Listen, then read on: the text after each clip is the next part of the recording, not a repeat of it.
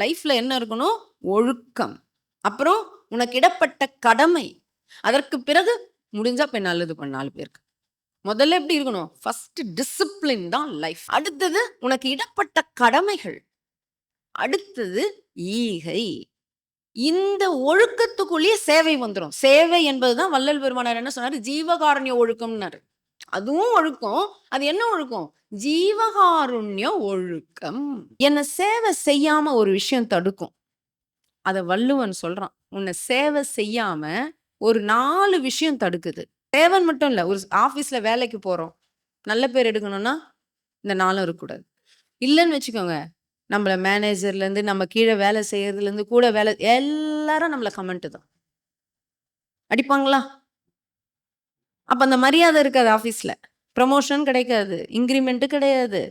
இது என்ன நீ கிழிச்ச உனக்கு ப்ரமோஷன், இன்கிரிமெண்ட் கேட்பாங்களா? எதனால இது நம்மளுடைய பொது வாழ்க்கையிலும் சரி, தனிப்பட்ட வாழ்க்கையிலும் சரி, சேவையிலும் சரி, எங்க நம்ம டேமேஜ் ஆகுறோம்னு வள்ளுவன் சொல்றான். 4 விஷயம் சொல்றான். நல்லா உள்ள வாங்கிக்கோங்க. நெடுநீர், மறவி, மடி, துயில் இந்நான்கும் கெடுநீரார் காமக்கலன்ட்டான். நீ கெட்டு போகணும்னு நினைச்சிட்டேன்னு வச்சுக்கோ, உன்னை யாரும் இனிமே கெடுக்க வேண்டாம். நீயே விரும்பி கெட்டு போறதுக்கு 4 விஷயம் பண்ணு. ஒரு விஷயத்தை தாமதப்படுத்து செய்யறதுக்கு. நாளைக்கு செய்யறேன். எங்கடா வேலை முடியல, இந்த நாளைக்கு கொடுத்துட்றேன். அது சாதாரணமா சொல்லுவாங்க சில பேர். பார்த்துருக்கீங்களா? இப்ப கொடுக்குறேன், இப்ப கொடுத்துறேன். இப்பன்னு எப்ப வரைக்கும் போகும்? நம்ம நினைச்சிட்டு இருக்கோம் அவங்கள ஏமாத்துறோம்னு. உன் பேர் அங்க டேமேஜ். ஆனா மரியாதை மட்டும் வேணும்னா எப்படி மரியாதை வரும்? இது எடுத்துருங்க இன்னைக்கு. இன்றே செய் நன்றே செய். என்னவோ ஒரு விவேகானந்தனோ, ஒரு நேதாஜியோ, ஒரு பகத்சிங்கோ, வெற்றியாளர்கள் யாருமே, அப்துல் கலாம்ல இருந்து யாருமே அப்படி கிடையாது. உடனே ரிப்ளை கொடுங்க. கம்யூனிகேஷன். ஒரு வேலையா நாளைக்கு தானே செய்ய போற, நீ முடிச்சு கூட டைமுக்கு முடிச்சுட்டாருப்பா. தாமதம் செய்யாதே, பேர் போயிடும். எடுத்துட்டு போங்க. இந்த ஒழுக்கத்துல இதுவும் எடுத்துட்டு வாங்க. தாமதம் பண்ணாதீங்க. மரியாதையே இருக்காது உங்க மேல. பின்னாடி எப்படி பேசுவாங்க தெரியுங்களா? ஜவ் மிட்டாய் அப்படின்னுவாங்க. இன்னும் என்னென்ன பேர் வைப்பாங்களோ எனக்கு தெரியாது. நல்ல பேர் இருக்காது. பொய் சொல்லாதீங்க. பொய் சொல்லவே சொல்லாதீங்க. எக்ஸாக்டா பேசுங்க. தைரியமா முடியாது சார், எப்படி அப்படி பேசுங்க. ஆனா எல்லாத்தையும் அப்படியே சொன்னா முடியாது. மரியாதை இருக்காது. நெடுநீர். 2வது மறதி.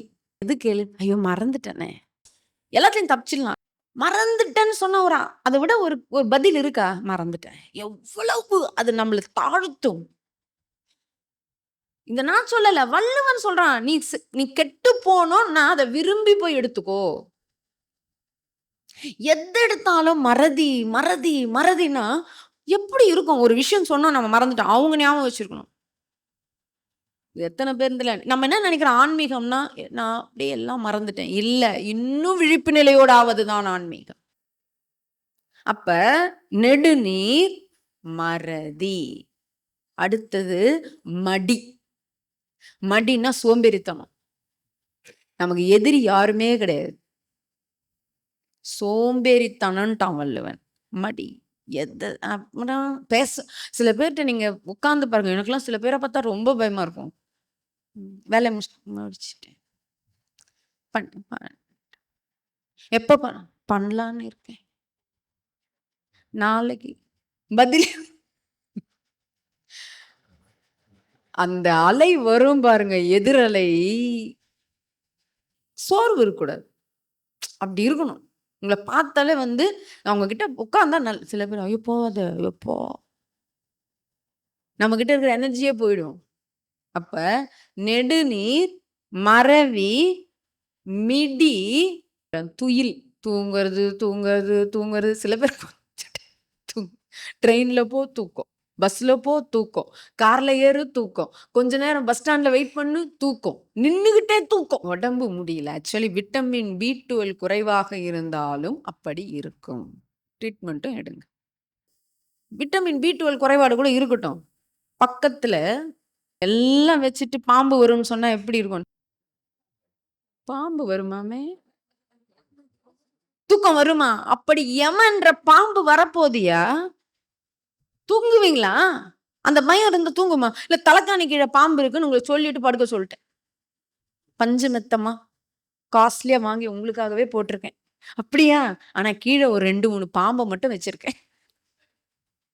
ஏசி இருக்கு, ஃபேன் இருக்கு, பக்கத்துல ஏலக்காய் டீ இருக்கு, வறுத்த முந்திரி பருப்பு இருக்கு, நல்ல பிஸ்கட் இருக்கு, காஃபி இருக்கு, பால் இருக்கு, பக்கத்துல பாம்பும் இருக்கு. தூக்கம் வருமா? பி12 எங்க போச்சு? உனக்கு ஆர்வம் இருந்தா, விழிப்பு நிலை இருந்தா, பயம் இருந்தா தூக்கம் போகும். இப்போ நமக்கு உடம்பு முடியாது. நான் உதாரணம் சொல்றேன். தூக்கம் நமக்கு வெல்ல முடியலன்ட்டு. பொண்ணுக்கு கல்யாணம். உடம்பு முடியல. ஃபீவர் இருக்கு. கை, கால் வலிக்குது. 4 நாளா வேல. விடியற் காலைல 4:30 மணி முகூர்த்தம். இரவு 2 மணிக்கு படுத்திருப்போம். ரிசப்ஷன் முடிஞ்சு. படுக்க கூட மாட்டோம். கல்யாணத்துல யாரும் படுத்து நான் பார்த்ததில்ல பேரண்ட்ஸ். படுக்க முடியாது. ஏன்னா போக பந்தல்காரன் வருவான். வாழை மரம் கட்டணும். அது வேலை. கேட்டரிங் ஆளுங்க வந்துட்டாங்களா? மளிகை பொருள் வந்ததா? உடம்பு முடியல. தூங்குவீங்களா? தூங்கி இருக்கீங்களா? கல்யாணம் கிரகப்பிரவேசம்? ஏன் தூக்கம் வரல? கடமை. நம்மளும் தூங்கிட்டா யார் செய்வா? முடியாதுதான். ஆனா கடமை. உங்களுக்கு அந்த எண்ணம் இருந்தா தூக்கம் வராது.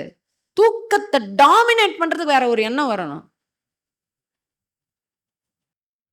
அப்பதான் மரியாதை. தூங்காம இருக்காங்க. எல்லாரும் வேலை செய்ய போய் தூங்கிட்டு இருந்தா, அது அதுவும் நான் தூங்குறது எப்படின்னு உங்களுக்கு சொல்றேன்.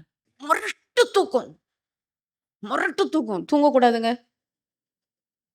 அது இல்லறத்துல இருக்கவங்களுக்கு விட்டுருங்க. Deep sleep. ஆன்மீகத்துல எப்படி தெரியுங்களா தூங்கணும்? அந்த தூங்குறதே அழகா இருக்கும். தியானம் மாரி தூங்கணும். சும்மா லைட்டா அந்த தூங்குறதே அழகா இருக்கணும். யோக தூக்கம் தூங்கணும். நம்மள சுத்தி என்ன அது என்னடா நீங்க நீங்க மெடிடேஷன் பண்ணி பண்ணி பாருங்க. அந்த தூக்கம் வரும் உங்களுக்கு. அடிச்சு போட்டா மாரி செல்லு அலாரம் டமுடும். அப்படியே சில ட்ரெயின்ல கூட அடிச்சுன்னு கிடக்கும். எந்திர்றா அப்பலாம் எந்திர்றான்னு ஒரு எந்திர்றா எந்திரா அவர தவிர எல்லாரும் எந்திரிச்சுருவாங்க. இது சேவை செய்பவர்களுக்கு இருக்கக்கூடாது. இல்லன்னா உங்க சேவை சிறக்காது. நீங்க வேலைக்கு போறவங்களா இருந்தா கூட சரி. நெடுநீர், மறதி, மிடி, தூக்கம் 4ம் கெடுநீரார் காமக்கலன். இன்னைக்கே விடுங்க.